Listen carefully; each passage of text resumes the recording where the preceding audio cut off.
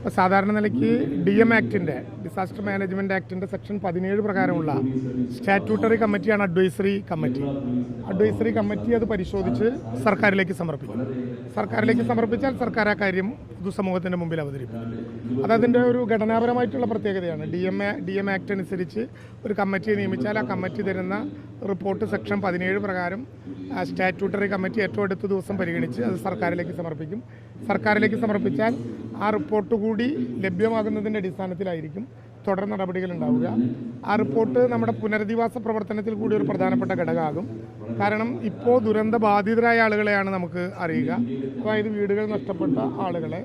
എന്നാൽ ജോൺ മത്തായിയുടെ റിപ്പോർട്ട് കൂടി വരുന്നതോടുകൂടി അത് നമ്മുടെ സ്റ്റാറ്റ്യൂട്ടറി അഡ്വൈസറി കമ്മിറ്റി പരിശോധിച്ച് സർക്കാരിന് സമർപ്പിക്കുമ്പോൾ അതുകൂടി നോക്കുന്നതിൻ്റെ അടിസ്ഥാനത്തിലായിരിക്കും ഇനി അതിലേതെങ്കിലും ഒരു മേഖലയിലേക്ക് ആളുകൾക്ക് താമസിക്കാനോ ജീവിക്കാനോ പ്രയാസമുള്ള സ്ഥലങ്ങളുണ്ടോ എന്ന് മനസ്സിലാവുക.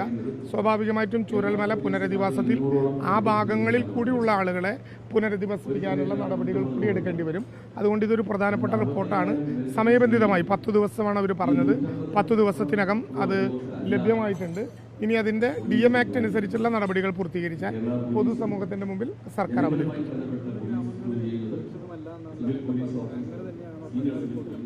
അല്ല, ഞാനതുകൊണ്ടാണ് പറഞ്ഞത് ആ പഠന റിപ്പോർട്ടിൻ്റെ വിശദാംശങ്ങൾ സർക്കാരിൻ്റെ മുമ്പിലല്ല ഇപ്പോൾ സമർപ്പിച്ചിട്ടുള്ളത്, STMAയുടെ മുമ്പിലാണ്. അവരുടെ സ്റ്റാറ്റ്യൂട്ടറി കമ്മിറ്റിയുടെ പരിശോധനയ്ക്ക് ശേഷം നൽകിയാൽ അത് പരിശോധിച്ചതിന് ശേഷം ജനങ്ങളുടെ മുമ്പിൽ വയ്ക്കും. നമ്മളിപ്പോൾ അഭ്യൂഹങ്ങളിൽ നിൽക്കേണ്ടതില്ല.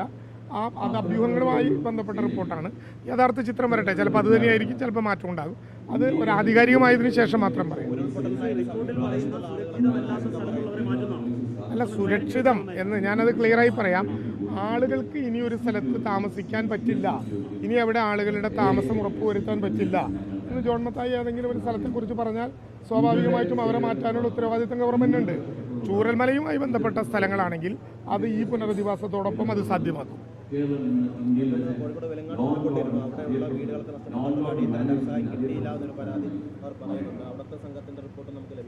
അല്ല, അതിന് സംഘത്തിൻ്റെ റിപ്പോർട്ടിൻ്റെ ആവശ്യമില്ല. അതുമായി ബന്ധപ്പെട്ട പ്രശ്നങ്ങൾ മുഖ്യമന്ത്രി തന്നെ പറഞ്ഞിട്ടുണ്ട്. വെലങ്ങാട് ഉണ്ടായിട്ടുള്ള ഉരുൾപൊട്ടൽ കേരളത്തിലെ മന്ത്രിസഭയിലെ തന്നെ 1.5 ഡസനോളം മന്ത്രിമാർ നേരിട്ട് പോയി, ഞാൻ ഉൾപ്പെടെ, റിയാസ് മിനിസ്റ്റർ ഉൾപ്പെടെ, റോഷി P. പ്രസാദ്, K. ശശീന്ദ്രൻ ഉൾപ്പെടെയുള്ള മന്ത്രിമാരെല്ലാം പോയി പരിശോധിച്ചാണ്. മുഖ്യമന്ത്രി തന്നെ പറഞ്ഞു അതിനെ വളരെ ഗൗരവമുള്ള ഒന്നായി കാണുന്നുണ്ട്. അതുമായി ബന്ധപ്പെട്ട സാങ്കേതികമായ ചില നടപടികളുടെ പ്രശ്നമേ ഉള്ളൂ. അപ്പോൾ അവിടുത്തെ തന്നെ 4 വാർഡുകളിലെ റേഷൻ നേരത്തെ സൗജന്യമാക്കിയിരുന്നു. അവിടെ കൊടുത്തിരിക്കുന്ന സൗകര്യങ്ങളെക്കുറിച്ച് നമ്മൾ പറഞ്ഞിരുന്നു. അതൊന്ന് കോർഡിനേറ്റ് ചെയ്തതിന് ശേഷം ഏറ്റവും ചുരുങ്ങിയ ദിവസത്തിനുള്ളിൽ അത് അവർക്ക് ലഭ്യമാക്കാവുന്ന നടപടികൾ. അല്ല, അത് ഞാനതാ പറഞ്ഞത്, ചൂരൽമലയുടെ ഒരു റിപ്പോർട്ടും റിസൾട്ടും വന്നതിൻ്റെ അടിസ്ഥാനത്തിൽ അത് പ്രഖ്യാപിച്ചു. അതുപോലെ തന്നെ വിലങ്ങാടിൻ്റെ ഒരു പ്രഖ്യാപനം ഉണ്ടാകും. അത് അടുത്ത ക്യാബിനറ്റിന് മുമ്പായി കൊണ്ടുവരണം എന്ന് ആവശ്യപ്പെട്ടിട്ടുണ്ട്. ഞാൻ പറഞ്ഞത് സ്വാഭാവികമായിട്ടും ഇതിൻ്റെ ഒരു റിപ്പോർട്ട് ലഭ്യമാകുന്നതിനനുസരിച്ചാണ് അതിനെക്കുറിച്ച് പറയുക. നമ്മുടെ കാഴ്ചകൾ വെച്ച് അല്ല പറയുക. അപ്പോൾ അത് റിപ്പോർട്ട് വരട്ടെ. റിപ്പോർട്ട് വന്നാൽ ഒരു ദുരന്തബാധിത പ്രദേശത്തെ ഏതെങ്കിലും വിധത്തിൽ കുറച്ച് കാണുന്ന നടപടി സർക്കാരിൻ്റെ ഭാഗത്ത് നിന്നുണ്ടാവില്ല. ആ ദുരന്തത്തിൻ്റെ റിപ്പോർട്ട് കിട്ടിയാൽ എന്താണോ അതിൽ സൂചിപ്പിക്കപ്പെടുന്നത് അതനുസരിച്ചിട്ടുള്ള സമീപനം സർക്കാരിൻ്റെ ഭാഗത്തു നിന്നുണ്ടാവും.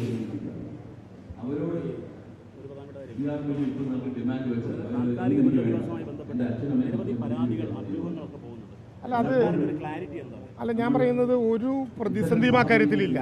ഇപ്പോൾ ഇത് കഴിഞ്ഞ് 24 ദിവസമാകുമ്പോഴേക്കും പരമാവധി ആളുകളെ ബന്ധു വീടുകളിലേക്കും സർക്കാർ കണ്ടെത്തിയ വാടക വീടുകളിലേക്കും സർക്കാരിൻ്റെ ക്വാർട്ടേഴ്സുകളിലേക്കും മാറ്റിക്കൊണ്ടിരിക്കുകയാണ്. അതിലേതെങ്കിലും വിധത്തിലുള്ള പ്രയാസത്തിൻ്റെ പ്രശ്നമില്ല. ആളുകളുടെ മുമ്പിലുണ്ടാകുന്നൊരു പ്രശ്നം സ്വാഭാവികമായിട്ടും ഒരു സ്ഥലത്ത് നിന്ന് വേറിട്ട് മാറുമ്പോൾ ആ സ്ഥലങ്ങളിലേക്ക് മാറുന്നതിനുള്ള ഒരു ആശങ്ക ആളുകൾക്കുണ്ടാവും. ഒരു കാര്യം ഞങ്ങൾ ഉറപ്പിച്ചു പറയാം, പുനരധിവാസം സ്ഥായിയായി നടക്കും വരെ ഇവരെ സംരക്ഷിക്കാനുള്ള ചുമതല സംസ്ഥാന സർക്കാർ ഏറ്റെടുത്തിട്ടുണ്ട്.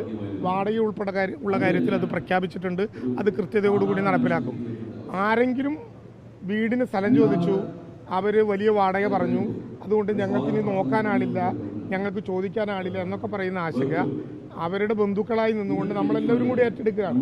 തദ്ദേശ സ്വയംഭരണ സ്ഥാപനങ്ങളും സർക്കാരും എല്ലാം ചേർന്ന് പുനരധിവാസത്തിൻ്റെ താൽക്കാലിക കേന്ദ്രങ്ങളിലേക്ക് കൃത്യമായി മാറ്റും വരെ ഒരു ക്യാമ്പ് അവസാനിക്കില്ല. ഇപ്പോൾ 17 ക്യാമ്പുണ്ടായിരുന്ന 5 കുറഞ്ഞു വന്നു. അല്ല, അതാണ് ഞാൻ പറഞ്ഞത്, ഡെപ്പോസിറ്റ് ചോദിക്കുന്ന വിധം. ഇപ്പോൾ ദീപകിനറിയാം, ഒരു ഡിസാസ്റ്റർ മാനേജ്മെൻറ്റ് ആക്ട് ഉണ്ട്, എപ്പോഴും എടുത്ത് പ്രയോഗിക്കാൻ പറ്റാത്തതുകൊണ്ടാണ്. അത് സാമ്പത്തികമായി ആളുകളെ ചൂഷണം ചെയ്യാനുള്ള ആളുകൾക്കെതിരായി ഞങ്ങളത് പ്രഖ്യാപിക്കേണ്ടി വന്നാൽ അത് ഉപയോഗപ്പെടുത്തും. ഇപ്പോഴുള്ള പ്രശ്നം ഡെപ്പോസിറ്റ് ചോദിക്കാത്തതിൻ്റെ പേരിൽ, ലഭിക്കാത്തതിൻ്റെ പേരിൽ ഒരു വീട് കിട്ടിയില്ലെങ്കിൽ നിങ്ങൾ പേടിക്കണ്ട, പകരം വീട് തയ്യാറാക്കാനുള്ള സൗകര്യം സർക്കാരിൻ്റെ കയ്യിലുണ്ട്. ആവശ്യമായിട്ടുള്ള വാടക വീടുകൾ ഇപ്പോൾ കണ്ടെത്തിയിട്ടുണ്ട്. എന്ന് മാത്രമല്ല, ഒരു കാര്യം ഞാൻ പറയാം, ഗവൺമെൻറ്റിന് വേണ്ടി ഇതു തന്നെ ഒരവസരം എന്ന് കരുതി പിന്നെ ഡെപ്പോസിറ്റ് ചോദിച്ചും ആളുകളെ ഈ ദുർഘടഘട്ടത്തിൽ ഭീഷണിപ്പെടുത്തിയും ലാഭം കൊയ്യാൻ ആരെങ്കിലും തീരുമാനിച്ചാൽ കർശനമായ സർക്കാർ ഇടപെടൽ ഉണ്ടാകും. അതെന്താണെന്ന് ബന്ധപ്പെട്ടവർ മനസ്സിലാക്കുകയും ചെയ്യും. ബാങ്കുകളുടെ കാര്യത്തിൽ അതിപ്പോൾ മനസ്സിലായിട്ടുണ്ട്.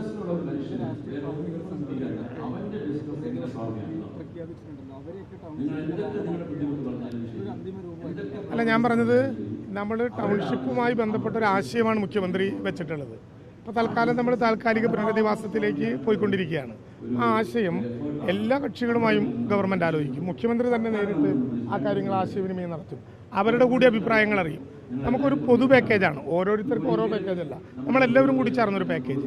എങ്ങനെയാണോ നമ്മുടെ സർവകക്ഷി രംഗത്ത് ഭൂരിപക്ഷമായ അഭിപ്രായം വരുന്നത് അതെല്ലാം കൂട്ടി ഞങ്ങളിപ്പോൾ ലക്ഷ്യം വയ്ക്കുന്നത് ഒരു കുടക്കീഴിലേക്ക്, ഒരു പ്രദേശത്ത് താമസിച്ചവരെ പല വിധത്തിലേക്ക് പിരിക്കുന്നത് മാനസികമായി അവർക്ക് ഗുണകരമായിരിക്കില്ല എന്നുള്ളതുകൊണ്ട് അവരെല്ലാവരെയും ഒരു കുടക്കീഴിലേക്ക് കൊണ്ടുവരാനുള്ളൊരു പരിപാടിയാണ് ആലോചിക്കുന്നത്. സർവകക്ഷികളുമായും അത് കൂടി ആലോചിക്കും. ജനാധിപത്യപരമായിരിക്കും.